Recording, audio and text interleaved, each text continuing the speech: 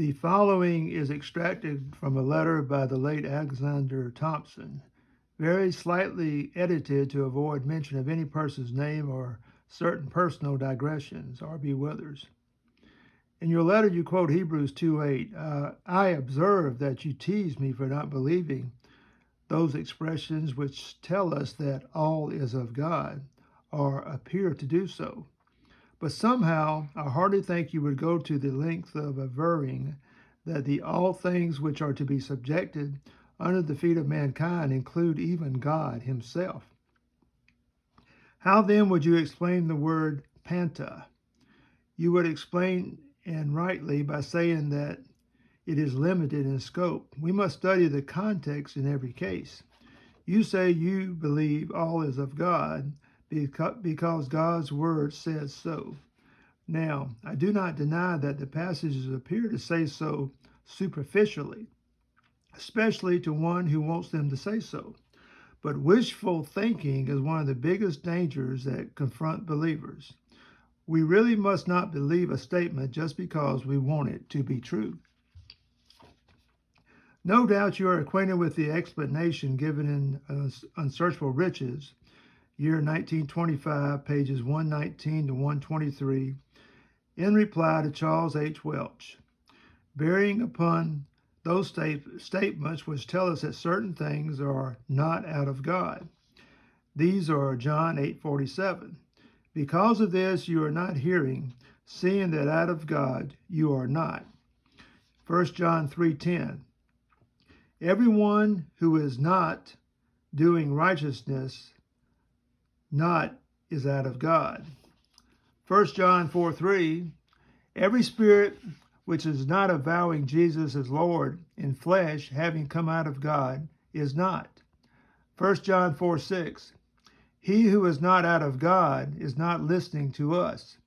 In these verses, the writer points out that there is the verb are or is, and reasons that this gives the verse the meaning that such things are not out of God in a sense.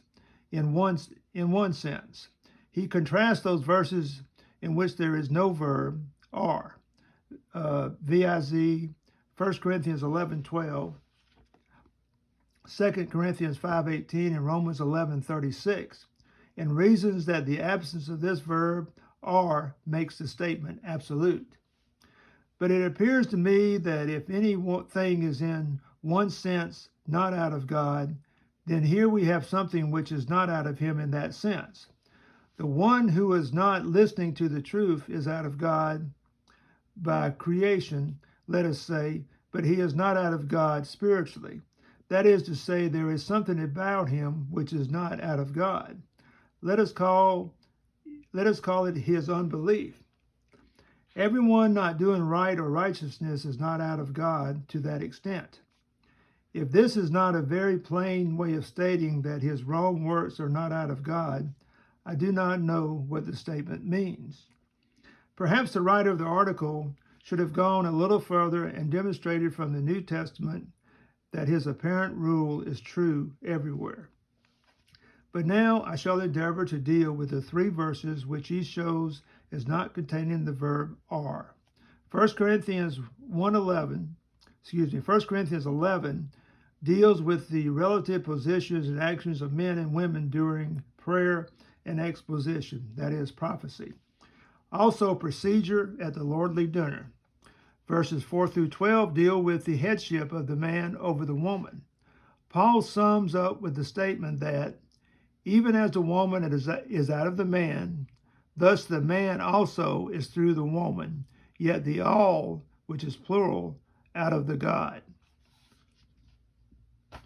I do not think any logical reader would argue that the all things which Paul is here discussing consist of more than the subject matter of the preceding verses.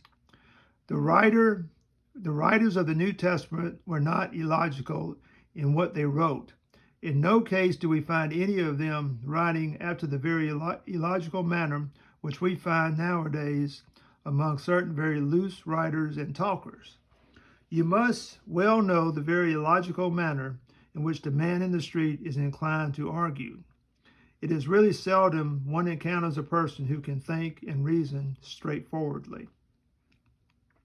You will observe the argument, for even as, thus the man also.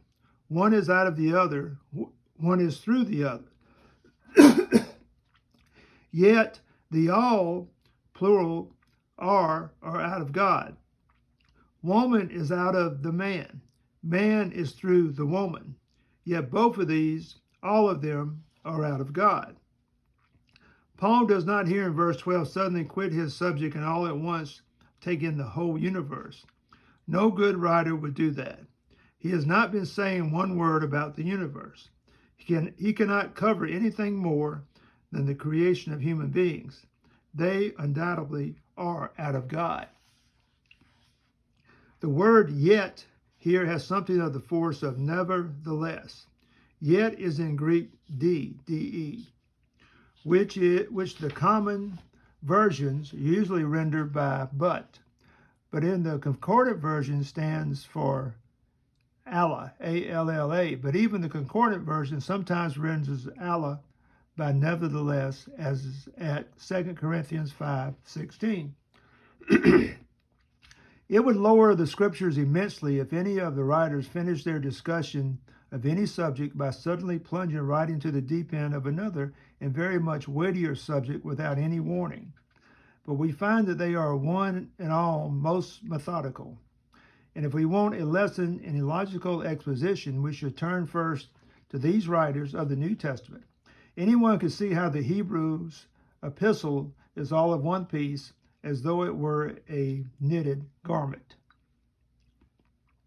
I believe it would greatly weaken Paul's argument in 1 Corinthians 11:12 if he meant to say that everything in the universe without exception and throughout all time was out of God. What bearing would this have upon the relationship of man to woman?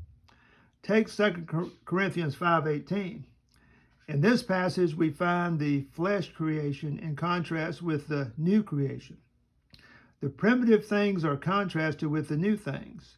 We have first in verse 16, so that then, yet even if, then, nevertheless now, so that if. Then Paul sums up with reference to the subject matter, yet the all, plural, is out of God. No Greek-speaking person would conclude anything other than that Paul was referring to the all which goes before. Just as the primitive things were out from God, so were the new things. As you know, the Greek definite article has the force of the aforesaid and alludes to something recently mentioned or brought into mind. The all is like these all things. Now, I firmly believe both these passages in 1 Corinthians 11 and 2 Corinthians 5, and I think I am believing them grammatically and logically. Let us then look at the third of these verses, which states that all is out of God, Romans 11:36. What is the subject of the chapter? The subject is, has God thrust away his people?